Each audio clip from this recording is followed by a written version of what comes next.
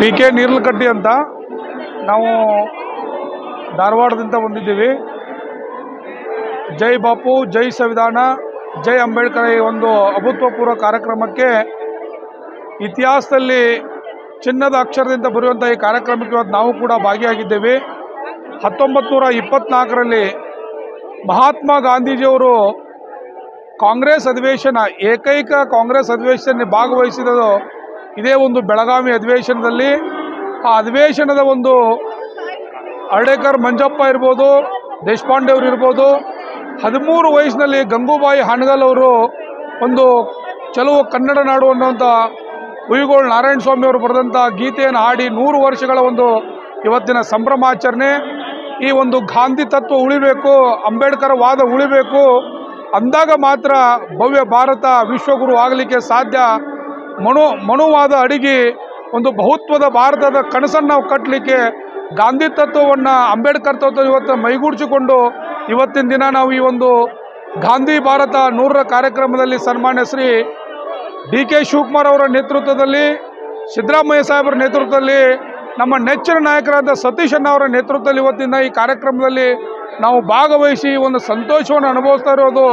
ನಮ್ಮ ಮನೆಯಲ್ಲಿ ಒಂದು ಹಬ್ಬದ ಸಡಗರ ಅನುಭವಿಸೋಂಥ ಒಂದು ನಮಗೆ ಒಂದು ಫೀಲ್ ಆಗ್ತಾ ಇದೆ, ಒಂದು ಅನುಭವ ನಮಗಾಗ್ತಾ ಇದೆ. ಇವತ್ತಿನ ದಿನ ಭಾರತ ಮನುವಾದಿಗಳ ಕೈಯಲ್ಲಿ ಸಿಕ್ಕು ಸಂವಿಧಾನವನ್ನು ತಿದ್ದುತ್ತೀವಿ, ನೀವು ಅಮಿತ್ ಶಾ ಅಂತವರು ಇವತ್ತಿನ ದಿನ ನೀವು ಅಂಬೇಡ್ಕರ್ ಅನ್ನೋಕ್ಕಿಂತ ದೇವರು ಅಂದ್ಬಿಟ್ರೆ ಸ್ವರ್ಗಕ್ಕೆ ಹೋಗ್ತೀರಿ ಅಂತ ಏನು ಇವತ್ತು ಹೇಳ್ತಾರಲ್ಲ.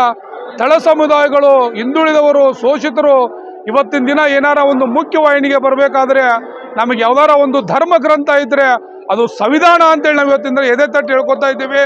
ಅಂಬೇಡ್ಕರ್ ವಾದ ಎಲ್ಲಿವರೆಗೆ ಇರ್ತದೋ ಅಲ್ಲಿವರೆಗೆ ಭಾರತ ಭವ್ಯ ಭಾರತವಾಗಿ ಉಳಿತದೆ.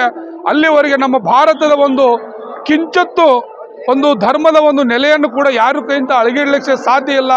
ಈ ಒಂದು ಗೋಮುಖ ವ್ಯಾಘ್ರ ರೀತಿಯಲ್ಲಿ ಇವತ್ತು ಏನು ದೇಶವನ್ನು ಆಳ್ತಾ ಇದ್ದಾರಲ್ಲ, ಮುಂಬರುವ ದಿನಗಳಲ್ಲಿ ಇವರಿಗೆ ಭಾರತದ ಒಂದು ನೈಜ ಚಿತ್ರಣ ಬುದ್ಧ, ಬಸವ, ಅಂಬೇಡ್ಕರ್ ತತ್ವದಲ್ಲಿ ಎಂದೆಂದೂ ಭಾರತ ಇರುತ್ತೆ ಅಂತೇಳಿ ಒಂದು ಗಾಂಧಿ ಭಾರತ 100ರ ಸಂಭ್ರಮದಲ್ಲಿ ತಮಗೆ ಇವತ್ತು ನಾನು ತಿಳಿಸ್ಲಿಕ್ಕೆ ಬಯಸ್ತಾ ಇದ್ದೇನೆ. ನಾನು PK ನೀರ್ಲಕಟ್ಟಿ, ಧಾರವಾಡ ವಿಧಾನಸಭಾ ಕ್ಷೇತ್ರ ಬಂದಿದ್ದೀನಿ.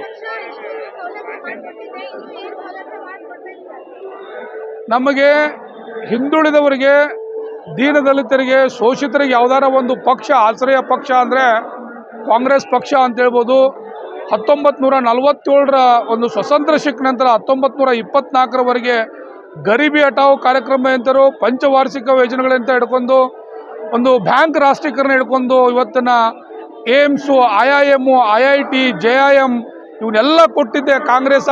ಅದೆಲ್ಲವನ್ನು ಮೀರಿ ಇವತ್ತೇನು ನಮ್ಮ ಕರ್ನಾಟಕದ ಕಾಂಗ್ರೆಸ್ ಸರ್ಕಾರ ಏನು ಪಂಚ ಗ್ಯಾರಂಟಿಗಳನ್ನ ಕೊಟ್ಟು ಇವತ್ತಿನ ದಿನ ನಮ್ಮ ಏನು ಹಿಂದುಳಿದ ವರ್ಗದ ಬಡ ಜನರ, ಅಹಿಂದ ವರ್ಗದ ಜನರಿಗೆ ಒಂದೇನು ಅನುಕೂಲವನ್ನು ಮಾಡಿಕೊಟ್ಟಿದ್ದಿಲ್ಲ, ಬಹಳ ದೊಡ್ಡ ಅನುಕೂಲ. ಒಂದು ಮಹಿಳೆಗೆ ಸ್ತ್ರೀ ಸಬಲೀಕರಣಕ್ಕೆ 2,000 ರೂಪಾಯಿ ಕೊಟ್ಟಿದ್ದಾರೆ, ಕರೆಂಟ್ ಫ್ರೀ ಕೊಟ್ಟಿದ್ದಾರೆ, ವಿದ್ಯಾನಿಧಿ ಕೊಟ್ಟಿದ್ದಾರೆ, ಬಸ್ ಫ್ರೀ ಕೊಟ್ಟಿದ್ದಾರೆ. ಅವನ್ನೆಲ್ಲವನ್ನು ನೀಡಿದಂಥ ಕಾಂಗ್ರೆಸ್ ಸರ್ಕಾರ ಕರ್ನಾಟಕದಲ್ಲಿ ಸುಭದ್ರವಾಗಿರ್ತದ. ಇನ್ನೂ ನಮಗೆ ಒಳ್ಳೊಳ್ಳೆ ಯೋಜನೆಗಳನ್ನ ಕೊಡುವಂಥ ಒಂದು ನೀರಾವರಿ ಯೋಜನೆ ಇರ್ಬೋದು, ಮೆಡಿಕಲ್ ಕಾಲೇಜ್ಗಳನ್ನ ಇನ್ನೂ ಹೆಚ್ಚಿನ ಮುಂದಿನ ದಿನಮಾನಗಳಲ್ಲಿ ಹೆಚ್ಚಿನ ಸೌಕರ್ಯವನ್ನು ನಮ್ಮ ಕಾಂಗ್ರೆಸ್ ಸರ್ಕಾರ ಒದಗಿಸಿಕೊಡುತ್ತದೆ. ನಮಗೆ ಭಾಳ ಒಂದು ಇಚ್ಛಾಶಕ್ತಿ ಇದೆ ಮೇಡಮ್.